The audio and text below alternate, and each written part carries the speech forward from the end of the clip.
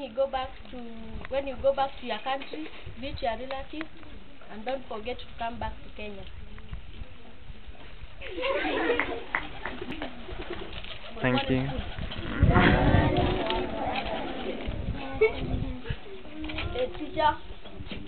Teachers, and Alan, who is the cause of my speech today. Good morning. I would like to pass my greatest and sincere thanks to Alan, who has been committed to his work since he came to our school. His endless has really touched our academic life as students. Alan, you have been the best teacher.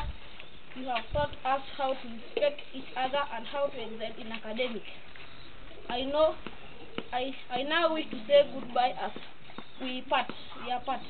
I know that we'll meet again. So painful to say goodbye, but I have to. May the Lord Almighty keep you and protect you. May He guide you and give you wisdom. Brother, live forever blessed. May you be a blessing to your parents and friends. This journey.